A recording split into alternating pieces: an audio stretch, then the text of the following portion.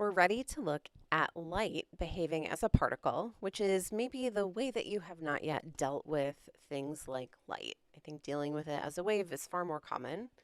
And this is the work of Einstein.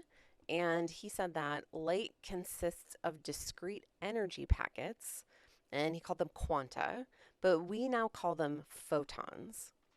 We can treat these like particles which do not have mass.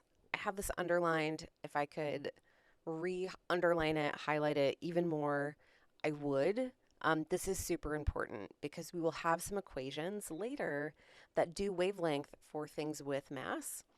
Photons do not have mass. They're just little energy packets, and we will deal with them with equations that do not have mass in them.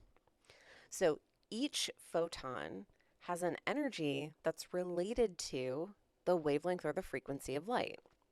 So it's E equals h nu, and h is a new constant called Planck's constant, which is 6.626 times 10 to the minus 34th joules times seconds.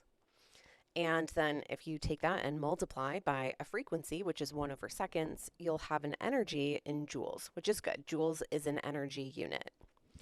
You could also take our relationship that frequency and wavelength have with the speed of light and then use that to create an equation that relates energy to the wavelength. So either equation will work depending on what you have and what you need. And so this energy is per photon. You will have many photons in a light wave, which this kind of feels weird to think about, but let's do some calculations. The number of photons that you have can, we're going to relate it to energy. You can think about it being related to the amplitude of that wave, right? The wavelength of a light isn't going to change, but if you have more photons, you can maybe see brighter light. Okay, much better with an example and not me rambling. So our example is that we have a nitrogen gas laser that emits a pulse with a wavelength of 337 nanometers and a total energy of 3.83 millijoules. Question A, what is the energy of one photon? So we only need wavelength or frequency information to calculate the energy of one photon. We have wavelength, so we can do E equals hc over lambda. Planck's constant, speed of light is a constant, and then in my denominator, 337 times 10 to the minus 9th meters. You have to have it in meters, so don't forget that conversion.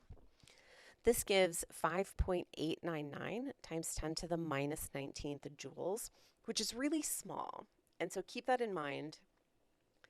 One photon has a pretty small amount of energy. So part B is asking how many photons are in each pulse. One pulse is 3.83 millijoules.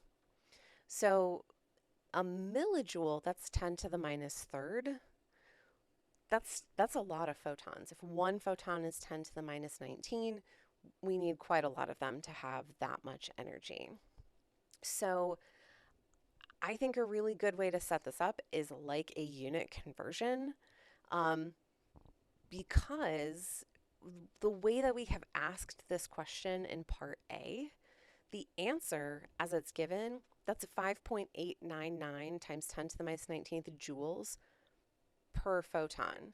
So you could say this is equal to one photon, and now you have a conversion factor that will let you go between energy and number of photons.